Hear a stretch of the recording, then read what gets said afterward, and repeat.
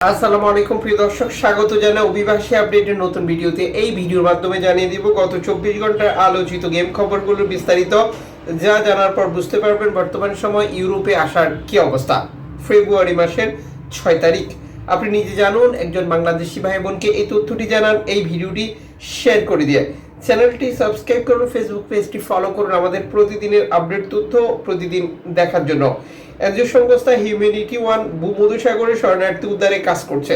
সর্বশেষ বার্তায় তারা নিশ্চিত করেছে, ভূমধ্যসাগরে বিপদগ্রস্ত নৌকার সন্ধান পাওয়ার পর তারা উদ্ধার অভিযান পরিচালনা করে, যে ধারাবাহিকতায় বিপদগ্রস্ত অভিবাসীদেরকে উদ্ধার করা হয়েছে।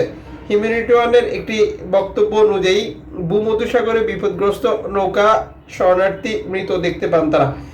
এই অভিবাসীর জাতীয়তা প্রকাশ করা হয়নি এবং এর আগের তথ্যটি আপনাদের অলরেডি অবগত জানা রয়েছে। জানি আমরা প্রতিবেদন করেছিলাম জানুয়ারি মাসের শেষের সপ্তাহে 1000+ শরণার্থী নিখোঁজ রয়েছে ভূমধ্যসাগরে। এই সময় ভূমধ্যসাগরে একটি ঘূর্ণিঝড় ছিল।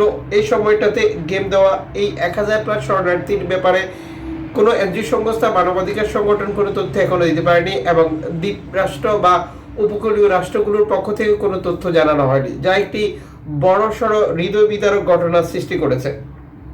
পৃথক পৃথক নৌকার তথ্য দিয়ে এর আগেও আমরা প্রতিবেদন যুক্ত করেছিলাম, যেটি অ্যালামফোন রেডিও টেকনোলজি। যে নৌকাগুলো নিখোঁজ ছিল, এই নৌকার অভিবাসীরা কোথায় আছে একমাত্র আল্লাহই ভালো জানে। এখন পর্যন্ত কোনো প্রতিবেদন, কোনো তদন্ত, কোনো তথ্য পাওয়া যায়নি।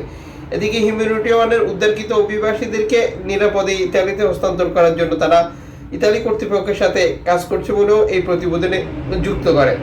একই অবস্থা রয়েছে বর্তমান আফ্রিকার বিভিন্ন দেশ থেকে স্পেনে আসার পথে নৌকাডুবি এবং মৃত্যু, যা নিয়ে বেশ কয়েকটি পৃথক প্রতিবেদন প্রকাশ করেছে স্পেনিশ কর্তৃপক্ষ, যারা আটলান্টিক সাগর পাড়ি দিয়ে স্পেনে প্রবেশ করার চেষ্টা করেছিল।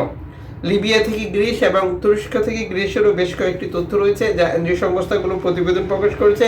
এখানে কোট করে সংখ্যা প্রকাশ করেছে, কিন্তু কোনো জাতীয়তা প্রকাশ করেনি এনজিও সংস্থাগুলো। এদিকে একটি ব্যাপার খুবই গুরুত্বপূর্ণ, যে ইউরোপের যে দেশগুলো কঠোর ডানপন্থী দেশ, যেমন ইতালি, জার্মানি, ফ্রান্স, অস্ট্রিয়া, এই দেশগুলো অভিবাসীদেরকে তাদের নিজ দেশে পাঠানোর ব্যাপারে আবারও একমত হয়েছে। বিশেষ করে যে সকল দেশগুলোকে নিরাপদ দেশ ঘোষণা করেছে ইউরোপিয়ান এবং ইউরোপের সবগুলো দেশ সেটাতে একমত হবে। তারা নতুন একটি সিদ্ধান্ত নিয়েছে গতকালের বৈঠকে, যেখানে উল্লেখযোগ্য 3টি বিষয় রয়েছে। নিরাপদ দেশ তালিকায় অন্তর্ভুক্ত লোকজনের আবেদন তাড়াতাড়িভাবে যাচাই করা, রিজেক্ট হলে দ্রুত সময়ের মধ্যে সে ব্যক্তিকে তার নিজ দেশে পাঠানো এবং তার যে অভিযোগটি রয়েছে সেটি সঠিক তদন্ত বা যেটা আইনি প্রক্রিয়া সম্পূর্ণ করা।